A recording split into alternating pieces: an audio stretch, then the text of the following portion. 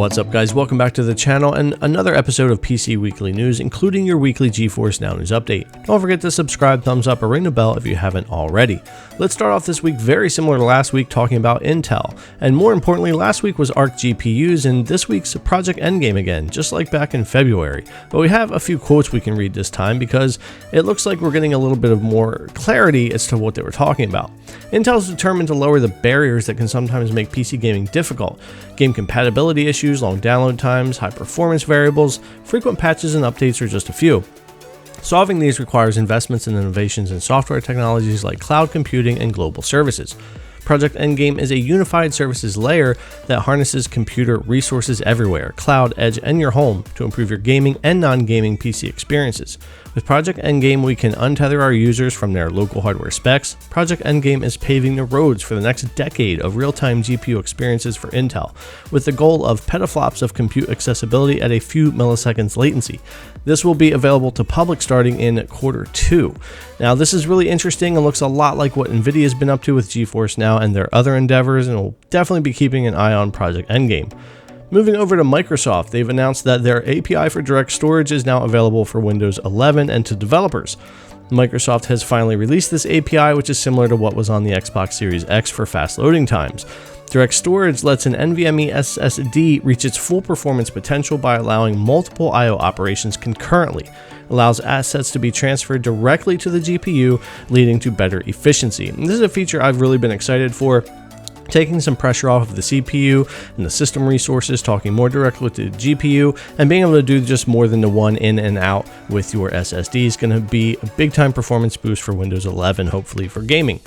Moving over to Game Pass, though, we have some additions this month for PC. There's 5 of the 8 games here, but the one I'm most excited about that I've just started checking out is Shredders, and it actually launched just a little bit early while I was making this video. It's supposed to be on the 17th, and what I'm seeing so far is kind of what I expected. It's a really good-looking game. I don't know that there's a lot to it, but so far it's pretty fun and a bit more of a relaxing snowboarding game so far.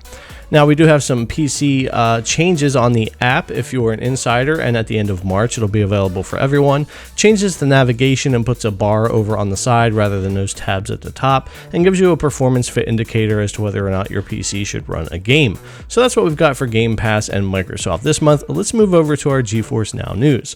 And this week for our GFN news, we don't have a lot to add other than we have 7 games. 3 of them are new releases, 3 for Steam and 1 for Epic. So let's go ahead and get into those.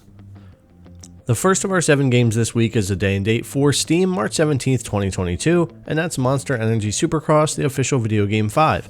Hold on fast to the handlebars of your bike because a new chapter of the series has finally arrived. Try Monster Hunter Energy Supercross, the official video game, and discover the quintessence of indoor supercross. Our second game this week is another new release for Steam, March 16th, and that's Tunic. Explore a land filled with the lost legends, ancient powers, and ferocious monsters in Tunic, an isometric action game about a small fox on a big adventure.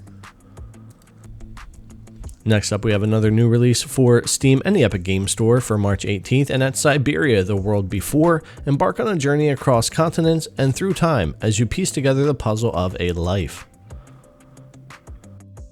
Our fourth game this week is on Steam and originally released February 10th, 2022, and that's Blood West. This is an immersive stealth FPS horror set in a wicked Wild West. Brought back to life by a strange native spirit, you will explore and scavenge, build up your arsenal, and gain powerful perks. Hunt your enemies quietly or meet them guns blazing. Next up, we have Dread Hunger, which was a January 26, 2022 release on Steam, a game of survival and betrayal. 8 explorers path their ship through the unforgiving Arctic. Among the crew, 2 traitors call on dark powers to undermine them. And our 6th game for this week is Hero's Hour, another fairly new release, March 1st, 2022 for Steam, a fast turn-based strategy RPG with real-time combat. Develop your cities and armies, level up your heroes to gain new powerful spells and skills, and explore the wonders and dangers of the procedurally generated maps as you aim to conquer your enemies before they do the same to you. And our final game for this week was released originally last year, May 13th, 2021, and that's 100 Days Wine Simulator. Winemaking could be your best adventure yet. Make the best wine interacting with soil and nature and take your winery to the top. Your beautiful journey into the winemaking tradition starts now. Alright guys, that'll wrap up our news for this week. We've got some good new releases for GFN there, and we've got Shredders over on Xbox, so definitely checking that out. Thanks a lot for coming to check out the video. As always, if you haven't already, subscribe, thumbs up, and ring that bell so you know when new videos are released. Thanks again for coming to check out the video, and I'll see you guys in the next one.